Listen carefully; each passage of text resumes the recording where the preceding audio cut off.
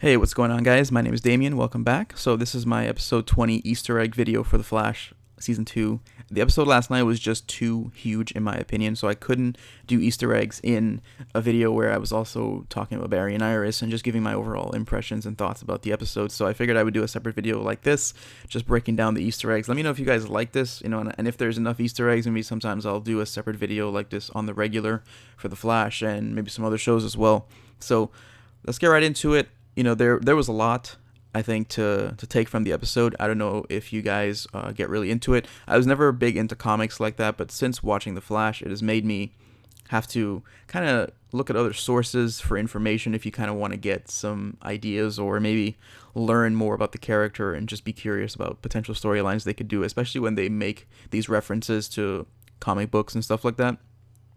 I end up wanting to see, like, well, what exactly was that comic book about? So it was around like last year or so. I read Crisis on Infinite Earths, and it was a really, really good series. I do highly recommend you guys check that one out. But there was a lot of references to it in last night's episode that I think maybe a lot of people didn't even know about. So let's talk about those. Before I get to that, though, I believe now that the man in the mask on Earth 2 is Henry Allen, because just him mentioning that his mother's maiden name was Garrick is a sign enough that it just points in that direction, because really just trying to think about who he could be, it seems to make sense. So I believe that on Earth 2, maybe he was some version of the Jay Garrick Flash at some point, but we'll see how it goes. Let me know what you guys think about that.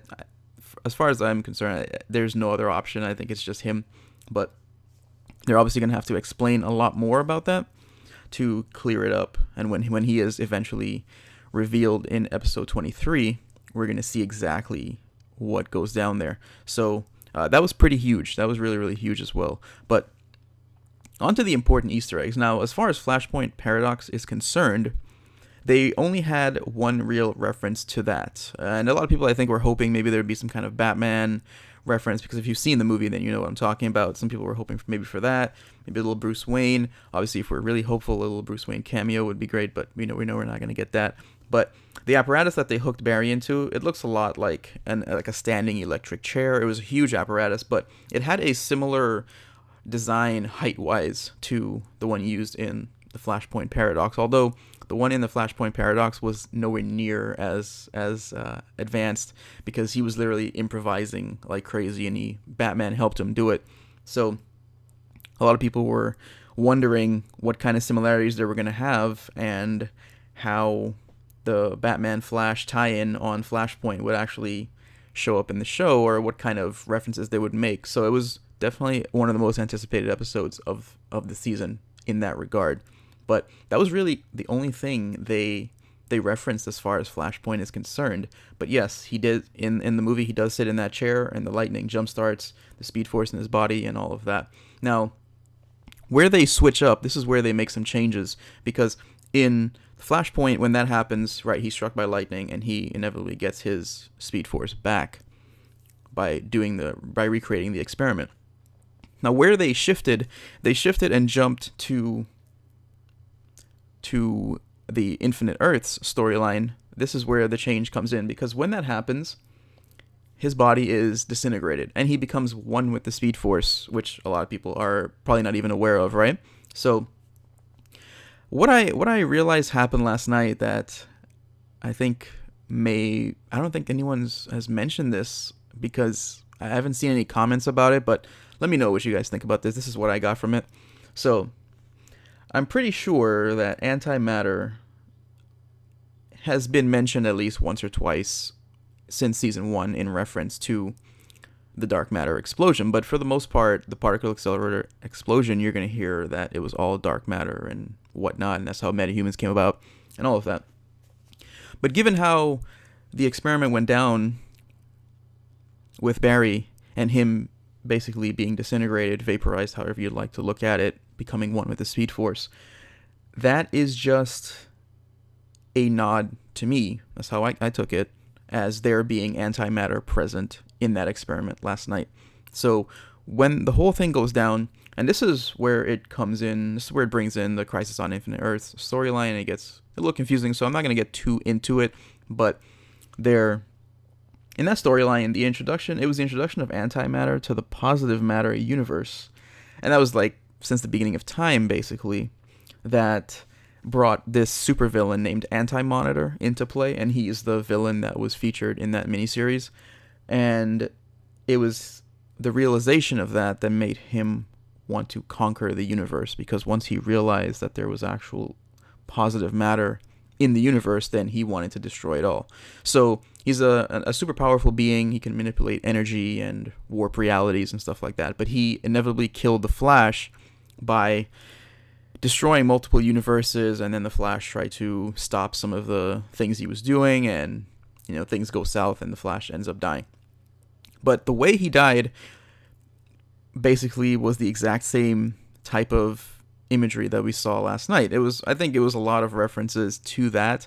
I don't know, I could be grasping at straws here, but let me know what you guys think about it. It was really, really great. So him being vaporized like that, there are multiple stills you could find on Google that will show that a similar version of that happening, where he is completely gone and his uniform, his little outfit rather, his costume is left there. And I don't even know why I called it a uniform. That was really weird. But yeah, that's pretty much how it went down, and that's what I got from it. Of course, they're not going to bring the Anti-Monitor onto the Flash TV show. That just would never happen. Think of him like a cosmic level being, like Darkseid or Thanos from Marvel. That's his type of his power. And, I'll have images up on screen so you guys can really see what he looks like if you've never heard of him before. So, yeah, that was great. And to touch on, that was actually really huge. So anything I talk about after this is going to be so small in comparison. But that's just what I got from it. So, again, don't take it as my word or as the law of the land. It's just me. That's what I felt personally when I watched the episode. So, yeah, that was great. It was really, really great. And I really, really enjoyed the episode.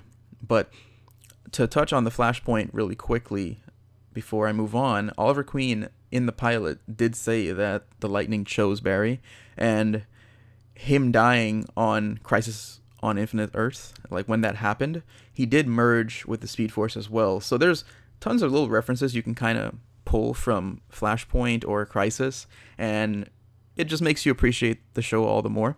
So yeah, it was really, really great. And it's gonna be amazing to see what they do in season 3. So moving on to Jesse Quick and Wally West. I don't believe they're going to have Speed Force based powers just yet. I'm not sure what they're going to do, because I believe one of the showrunners, I have to maybe find it, but he did say that this was always going to be a TV show about the Flash, and it was never ever going to be like the Flash and other speedsters teaming up all the time.